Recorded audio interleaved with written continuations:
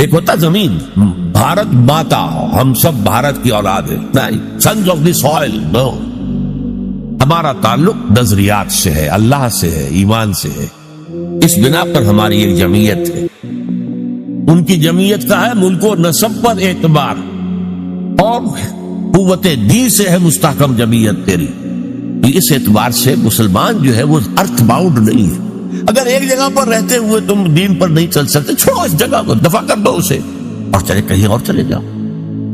لیکن ساتھ ہی کچھ اور باتیں بھی کہہ دی گئی، تو یہ در حقیقت اور یہ موقع کیا تھا؟ اسی کے بعد ہجرت حبشہ ہوئی ہے کہ بہت سے لوگ جو ہے حضور کی اجازت سے وہ مکے کو چھوڑ کر اور حبشہ کی طرف چلے، لیکن یہ ہجرت صرف اس کے اندر صرف ایک چوائس دیا گیا تھا، ایک اجازت دی گئی تھی، یہ ہجرت واجب نہیں تھی۔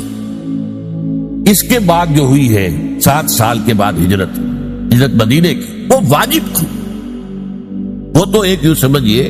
کہ جو ریولوشنری پروسیس تھا محمد رسول اللہ صلی اللہ علیہ وسلم کا، اس کی اہم کڑی ہے،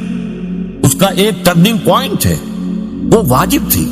لیکن یہ ہجرت جو تھی، جس کو اب ہجرت حبشہ کہتے ہیں، سن 5 نبوی میں جو ہوئی ہے، یہ ہجرت تھی اجازت، جا سکتے ہو، اگر نہیں تم سے جھیلا جا رہا تو ٹھیک ہے، تم مکے کی زمین کو خیر بات کہو، کہیں اور چلے جاؤ۔ اور کہاں چلے جائے اس کی ہدایت حضور نے کر دی کہ حبشہ کا ملک ہے، زیادہ دور نہیں ہے حبشہ، درمیان میں صرف ریڈ سی ہے، پورا قلزم، بس اس کو کراس کرو، کشتیوں میں بیٹھے اس کو کراس کیا، حبشہ پہنچ گئے۔ تو یہ ہجرت حبشہ کی طرف اشارہ ہو رہا ہے، تو ارشاد ہوا یا عبادی الذین آمنوا، یہی بڑا پیارا انداز، اے میرے وہ بندو جو ایمان لائے۔ ایک بات میں نے اس سے پہلے کئی مرتبہ کہی ہے آپ سے کہ قرآن مجید میں یا ایھا الذین آمنوا، یہ جو طرز خطاب ہے یہ صرف مکی صورتوں میں، مدنی میں نہیں ہے۔ جبکہ ایک امت کی شکل بن گئی تھی، تحویل قبلہ ہو گیا، معلوم ہوا کہ ایک نئی امت نئے مرکز کے گرد اب وجود میں آ گئی، لہذا وہاں یا ایھا الذین آمنوا، اور اس میں صرف صاحب ایمان نہیں، منافقین بھی شامل ہوتے ہیں۔ پورے قرآن میں کہیں منافقین کو نہیں کہا گیا یا ایھا الذین نافقوا، وہ بھی اپنے ایمان کے مدعی تھے، انہیں ایک مسلمان سمجھا جاتا تھا، اس لیے یا ایھا الذین آمنوا میں دونوں کور ہوتا ہے۔ قرآن مجید میں مکی صورتوں میں یا ایھا الذین آمنوا کا لفظ صرف ایک صورت میں آیا ہے،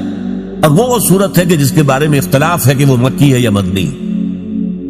وہ سورہ حج ہے۔ اس کے بارے میں یہ رائے بھی ہے کہ وہ مکی ہے، اور یہ رائے بھی ہے کہ مدنی، اور اس کی بعض آیات جو ہے